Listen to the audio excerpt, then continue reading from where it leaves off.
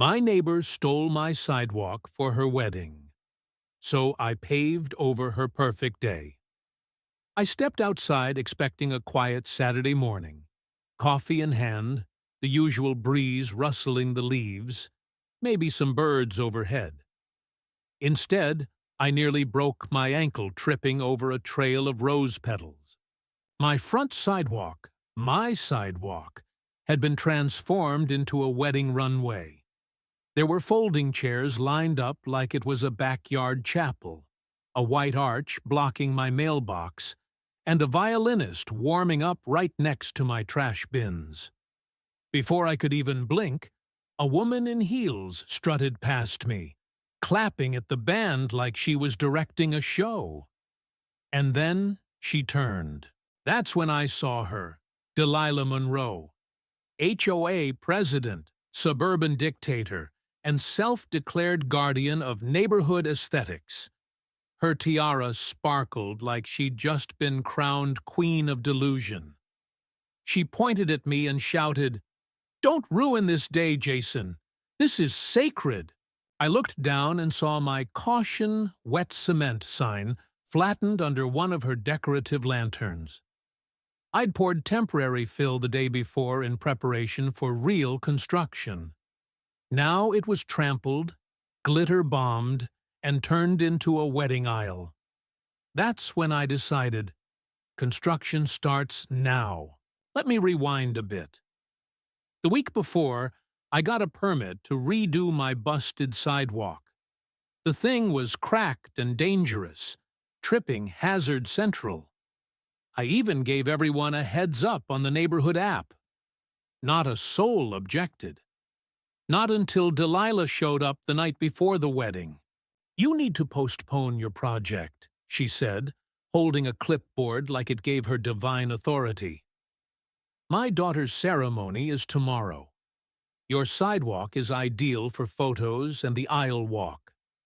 I blinked. "You mean my sidewalk? The one I'm repairing because it's unsafe?" She sniffed. "It's part of the shared community visual scape.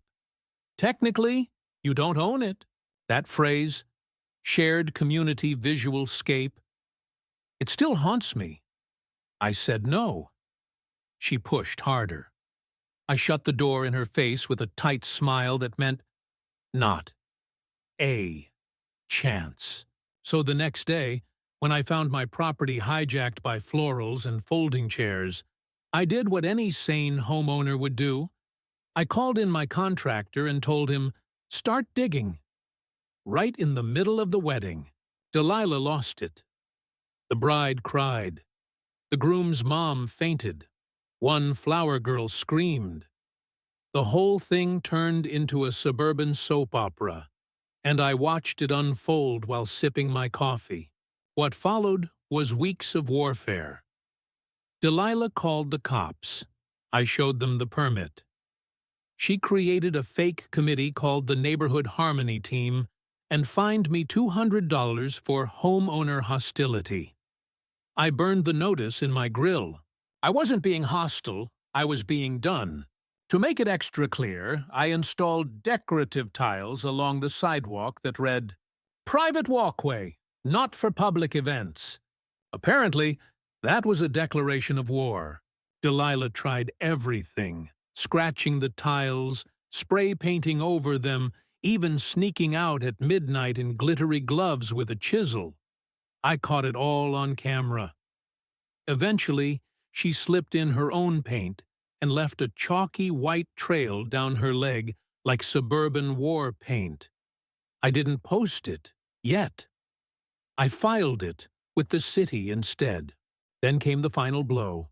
I installed a slate plaque right where the chaos began. It read, "Dedicated in memory of Delilah Monroe's entitlement. May it rest in pieces." Cars stopped. Teenagers filmed. The photo went viral on our local meme page. Hashtag Sidewalk Justice. Delilah filed a complaint accusing me of psychological warfare through decorative architecture. That's a real quote. City officials came, chuckled, took pictures, and told me everything was legal. And that, folks, was the beginning of the end. Delilah quietly took down her banner. Warning, visual pollution ahead. She stopped stomping over in her pastel suits. Her HOA meetings? Empty. Her flyers? Ignored. But here's what makes this story worth telling. This wasn't just a turf war. It was about boundaries, entitlement, and how far some people will go to control others under the disguise of community. It became a statement, not just in cement, but in principle. And, yeah, maybe I took it too far. Maybe that plaque was petty. Or maybe it was exactly what was needed. What do you think? Did I go too far with the plaque? Or was it justified payback? And more importantly, do you think harmless trolling in relationships like this builds tension or exposes truth? Drop your take in the comments. I'd love to hear if you've ever dealt with a Delilah. Let's talk ego, boundaries, and where we draw the line.